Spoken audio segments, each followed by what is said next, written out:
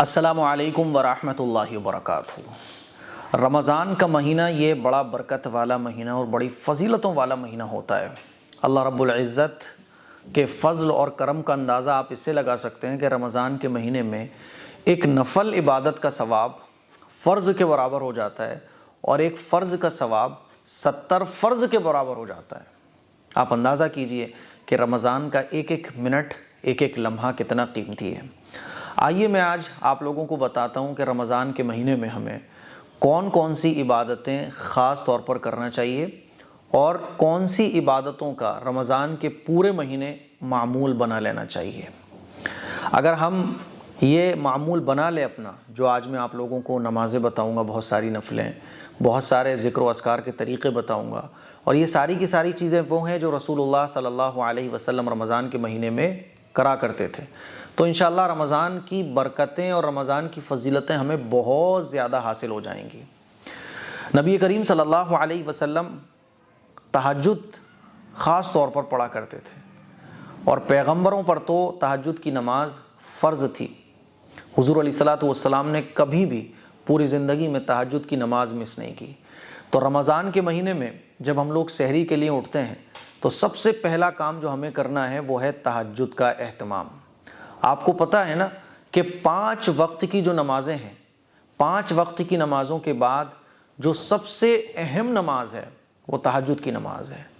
تہجد کی نماز میں اللہ رب العزت اعلان لگواتا ہے کہ کوئی ہے مجھ سے مانگنے والا، کوئی ہے میرے سامنے ہاتھ اٹھانے والا، کوئی ہے مجھ سے بخشش مانگنے والا۔ اللہ تعالیٰ اعلان لگواتا ہے، اور تہجد کے وقت میں جو بندہ اللہ سے دعا کرتا ہے تو اللہ تعالیٰ کو اس بندے پر پیار آتا ہے۔ تہجد کے وقت میں اللہ تعالیٰ دعائیں قبول فرماتا ہے۔ اسی لیے ہم تہجد کی پابندی پورے رمضان کریں۔ اور تہجد کی نماز پڑھنا یہ بھی بڑا آسان ہے۔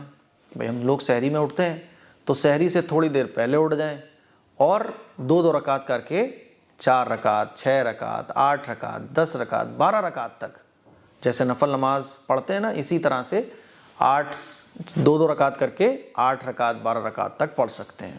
ٹھیک ہے، اس کے بعد ہم دعا کریں۔ تو پہلا جو عمل ہمارا ہونا چاہیے رمضان کے مہینے میں وہ تہجد کا اہتمام۔ تہجد ہماری مس نہ ہو بالکل بھی۔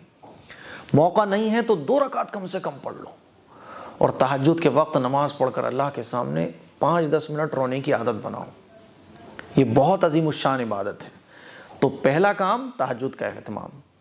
دوسرا، سحری ضرور کیجئے۔ نبی کریم صلی اللہ علیہ وسلم نے ارشاد فرمایا، سحری کیا کرو، کیونکہ سحری کرنے میں یقیناً برکت ہے۔ سحری جو ہے نا، یہ برکت والا کھانا ہے۔ حضور علیہ الصلوۃ والسلام نے کبھی بھی سحری کو نہیں چھوڑا۔ سحری کے وقت ہم لوگ اٹھتے ہیں، دل نہیں کرتا ہے، بعض لوگ ایسے بھی ہیں جو بغیر سحری کے روزہ رکھتے ہیں۔ تو ضروری نہیں ہے کہ آپ 2 روٹی کھاؤ، 4 روٹی کھاؤ، بہت سارے آئٹمس کھاؤ۔ سحری کی نیت سے 1 گھونٹ پانی ہی پی لو، سحری کی نیت سے 1 کھجور ہی کیوں نہ ہو کھا لو، کیونکہ سحری کرنا یہ کیا ہے؟ نبی کی سنت ہے۔ تو دوسرا عمل ہے کہ سحری ہمیں پابندی سے کرنی ہے، سحری مس نہیں کرنی ہے۔ تیسری عبادت جو رمضان کے مہینے کی ہے وہ ہے روزہ۔ روزہ کسی بھی صورت میں ہمیں مس نہیں ہونے دینا۔ ہاں، جو شریعت نے وجہ بتائی ہیں کہ بھئی ان وجہ میں ہم روزہ چھوڑ سکتے ہیں، جیسے مان لیجیے حاملہ عورت ہے، یا کوئی بیمار ہے، یا کوئی سفر پر ہے، یا کوئی بہت بوڑھا ہے نا، تو شریعت نے جن چیزوں میں اجازت دی ہے کہ آپ روزہ چھوڑ سکتے ہو، اگر وہ وجہ آپ میں پائی جا رہی ہیں تو آپ روزہ چھوڑ سکتے ہو۔ باقی نارمل حالات میں روزہ نہیں چھوڑنا چاہیے۔ چاہے 1 مہینے ہمیں کام بند کرنا پڑے اپنا، جیسے مان لیجیے کسی کا کام اتنی محنت کا ہے کہ اگر وہ کام کرے گا تو روزہ نہیں رکھ سکتا، تو 11 مہینے وہ تیاری کرے کہ رمضان کے مہینے مجھے روزے رکھنا ہے، کہ رمضان کے مہینے میں کام چھوڑ دو لیکن روزہ نہیں چھوٹنا چاہیے۔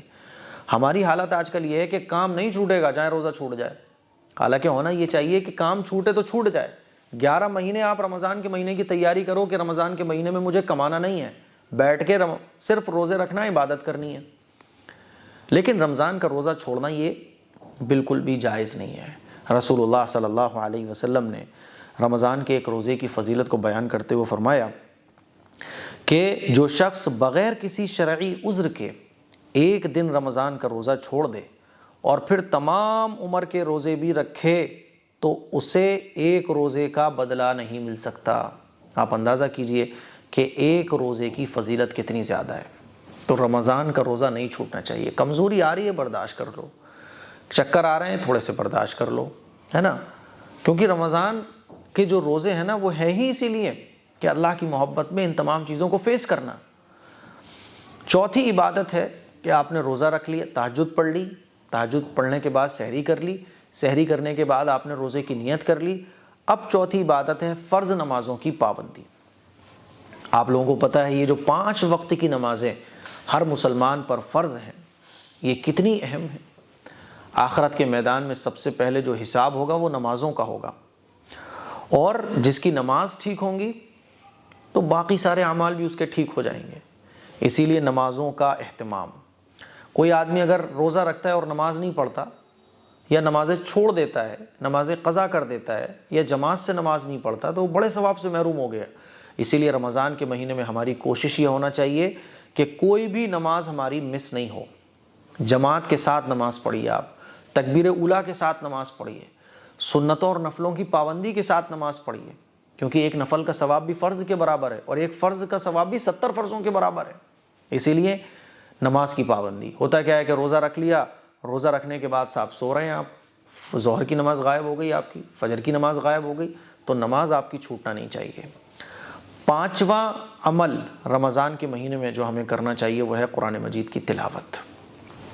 قرآن مجید کا رمضان کے ساتھ ایک خاص تعلق ہے، خاص تعلق ہے، کیونکہ رمضان کے مہینے میں ہی قرآن مجید نازل ہونا شروع ہوا۔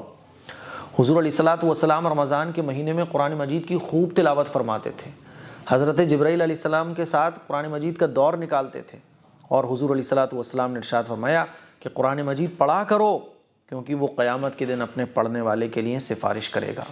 تو قرآن مجید کی خوب تلاوت، اور قرآن مجید کی تلاوت بھی خوب اچھے انداز میں، یہ نہیں کہ بس کچڑ پچڑ الفاظ کٹ رہے ہیں، آپ کے الفاظ چب رہے ہیں، خوبصورتی کے ساتھ جب آپ پڑھ رہے ہو نا تو لگے کہ یار ہاں اللہ سے میں بات کر رہا ہوں، لگے کہ ہاں آپ کو بھی مزہ آئے پڑھنے میں۔ یہ نہیں کہ ایک فارملٹی بس جلدی سے میرے 4 پارے پورے ہو جائیں، جلدی سے میرے 2 پارے پورے ہو جائیں، نہیں، اچھے طریقے سے 1 پارا پورا ہو، لیکن کوالٹی کے ساتھ، کیونکہ اللہ تعالیٰ کو کوانٹٹی نہیں، اللہ تعالیٰ کو کوالٹی پسند ہے۔ تو نمبر 5 قرآن مجید کی تلاوت۔ نمبر 6 توبہ اور استغفار۔ رمضان کے مہینے میں کوئی ایک وقت ایسا بنائیں ہم جس میں توبہ اور استغفار کریں، ایک تسبیح درود شریف کی پڑھیں، ایک تسبیح استغفار کی پڑھیں، استغفر اللہ ربی من کل ذنب واتوب الیہ، استغفر اللہ ربی من کل ذنب واتوب الیہ، ہے نا۔ استغفار کی بڑی فضیلت ہے، اسی لیے توبہ اور استغفار کے لیے اپنے ایک وقت بنائیے۔ بلکہ بہتر یہ ہے کہ صبح ایک تسبیح درود شریف کی اور ایک تسبیح استغفار کی پڑھی جائے، اور شام کو ایک تسبیح درود شریف کی ایک تسبیح استغفار کی پڑھی جائے، اور اگر وقت کم ہے تو پورے دن میں ایک تسبیح درود شریف اور استغفار کی تو ضرور پڑھیے۔ 7واں عمل ہے صدقہ اور خیرات۔ رسول اللہ صلی اللہ علیہ وسلم کے بارے میں آتا ہے کہ حضور علیہ الصلاۃ والسلام رمضان کے مہینے میں صدقہ خیرات بہت فرماتے تھے، آندھی اور طوفان کی طرح، اتنا حضور صدقہ خیرات فرماتے تھے۔ اسی لیے صدقہ اور خیرات خوب کیجیے۔ اپنے پڑوس میں، اپنے رشتہ داروں میں آپ دیکھیے کہ کس کو افطار کی ضرورت ہے، کس کے یہاں حالات ابھی خراب چل رہے ہیں، کس کے یہاں غربت چل رہی ہے، کس کے یہاں ابھی تنگی کا معاملہ چل رہا ہے، تو اس کے یہاں افطاری بھجواؤ، راشن کا انتظام کرو، کچھ پیسے بھجوا دو۔ تو صدقہ اور خیرات ویسے ہی بہت فضیلت والا عمل ہے، لیکن رمضان کے مہینے میں اللہ تعالیٰ کئی گنا اجر اور ثواب عطا فرماتا ہے۔ تو زکوٰۃ، صدقہ اور خیرات خوب نکالیے آپ۔ 8واں عمل ہے صبر اور تحمل۔ رمضان کے مہینے میں جب آدمی روزہ رکھتا ہے تو چڑچڑاہٹ بھی آتی ہے، بچوں پر، بیوی کو شوہر پر، گھر میں، ہے نا، اور کبھی کبھی کسی سے نوک جھوک ہو جائے تو زبان سے بعض دفعہ بہت ساری باتیں نکل بھی جاتی ہیں ایسی۔ اسی لیے صبر اور تحمل یہ بھی ایک بڑی عبادت ہے رمضان کے مہینے کی۔ رسول اللہ صلی اللہ علیہ وسلم کا ارشاد ہے کہ رمضان کے مہینے میں روزے کی حالت میں اپنے زبان کی حفاظت کرو۔ کوئی اگر تم سے الجھ رہا ہے نا تو اس سے بول دو کہ بھائی میرا روزہ ہے، سوری میں آپ سے بات نہیں کر سکتا۔ صبر اور تحمل، نظر انداز، درگزر کا معاملہ کرو، ٹھیک ہے۔ تو 8ویں عبادت ہے صبر اور تحمل۔ 9ویں عبادت ہے नवाफिल का अहतमाम, हम नफ़ल खूब पढ़ें। मान लीजिए रात को मौका मिल रहा है तो नफ़ल नमाज़ें पढ़ें। हुज़ूर अलैहिस्सलातु वस्सलाम रमज़ान के महीने में नफ़ल खूब पढ़ा करते थे। इसी के साथ साथ बहुत सारी नफली नमाज़ें भी हैं, हम वो भी पढ़ सकते हैं। वो नफली नमाज़ें कौन कौन सी हैं? जैसे कि इशराक की नमाज़ है। इशराक की नमाज़ की बहुत ज़्यादा फजीलत है। और इशराक की नमाज़ कब पढ़ी जाती है? यूट्यूब पर मैंने इशराक की नमाज़ पढ़ने का पूरा तरीक़ा बता के रखा हुआ है। आप सर्च करेंगे इशराक की नमाज़ कैसे पढ़ें AM कासमी, तो डिटेल से वो वीडियो आपके सामने आ जाएगी, वो देखिएगा।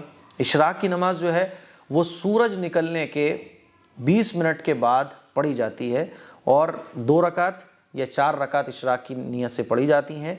इनका सवाब हुज़ूर अलैहिस्सलातु वस्सलाम ने इरशाद फरमाया कि इशराक की नमाज़ पढ़ने का जो सवाब है वो 1 हज और उम्रे के बराबर है। तो रमज़ान में अब जब 1 हज और 1 उम्रे का सवाब है, रमज़ान में ये 70 गुना हो जाता है। तो आप अंदाज़ा कीजिए रमज़ान के महीने में जब आप इशराक की नमाज़ पढ़ोगे तो कितना सवाब मिल रहा है? 70 हज और उम्रे के बराबर। लेकिन प्रॉब्लम वही है कि इशराक की नमाज़ के टाइम तो हम लोग सो रहे होते हैं, तो इशराक पढ़ के सोने का मामूल बनाइए। अगली नमाज है वो है चाश्त की नमाज। चाश्त की नमाज जो है वो सूरज निकलने के 1-1.5 घंटे के बाद इसका टाइम शुरू होता है और ज़वाल का टाइम शुरू होने से पहले पहले तक रहता है। रसूलुल्लाह सल्लल्लाहु अलैहि वसल्लम ने इसकी भी बड़ी फजीलत बयान फरमाई और हुजूर ने इरशाद फरमाया कि जिसने चाश्त की 2 रकात पढ़ी तो उसका नाम गाफिलीन में नहीं लिखा जाएगा, जिसने 4 रकात पढ़ी तो उसका नाम इबादत गुजार बंदों में लिखा जाएगा, जिसने 6 रकात पढ़ी उस दिन उसकी किफ़ायत की जाएगी, जिसने 8 रकात पढ़ी उसे अल्लाह ताला की इताअत करने वालों में लिखा जाएगा, और जिसने 12 रकात पढ़ी तो उसके लिए जन्नत में अल्लाह ताला घर बना देंगे। 2 रकात से लेके 12 रकात तक इसकी पढ़ी जाती हैं। मौका मिल जाए तो चाश्त की नमाज़ भी पढ़ो, क्योंकि रमज़ान का महीना है ही अपने आप को थकाने का। फिर एक नमाज है अव्वाबीन की नमाज। मगरिब की नमाज आपने पढ़ी और 2 रकात सुन्नत मुअक्कदा पढ़ी, उसके बाद 6 नफल पढ़े जाते हैं 2-2 रकात करके, 2 रकात नफल, 2 रकात नफल, 2 रकात नफल। इसके बारे में हुजूर अलैहिस्सलातु वस्सलाम ने इरशाद फरमाया, जिसने मगरिब की 6 रकात पढ़ी और इनके दरमियान कोई बुरी बात नहीं कही, दुनिया की कोई बात बुरी नहीं की, तो उसे 12 साल की इबादत का सवाब मिलेगा। 12 साल इबादत का सवाब मिलेगा अगर आप मगरिब की नमाज के बाद 6 रकात पढ़ लो। और 12 को आप 70 से गुणा करो ज़रा, कितने बन रहे हैं? 12 धाई 120, और फिर 100 धाई 100 7 700 साल, और 20 14 800 तकरीबन 800 साढ़े 800 साल की इबादत का सवाब आपको मिल रहा है अव्वाबीन की नमाज़ पढ़ने पर। तो मेरे अजीज़ भाइयों मेरी बहनों, ये अव्वाबीन की नमाज़ थी। तो ये कुछ अमलियात हैं, ये कुछ वज़ाइफ़ हैं।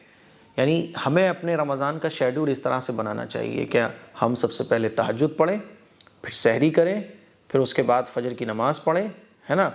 फ़जर की नमाज़ पढ़ने के बाद कुरान मजीद की तिलावत करें और उसके बाद इशराक पढ़ लें, मौका मिले चाश्त पढ़ लें, अव्वाबीन पढ़ लें, तौबा इस्तिग़फ़ार करें। ये इबादात के काम हैं जो रसूलुल्लाह सल्लल्लाहु अलैहि वसल्लम रमज़ान के महीने में किया करते थे। मुझे उम्मीद है कि ये वीडियो आप लोगों को पसंद आई होगी। इसको शेयर करें, दूसरों तक पहुँचाएँ। अस्सलामु अलैकुम व रहमतुल्लाहि व बरकातुहू।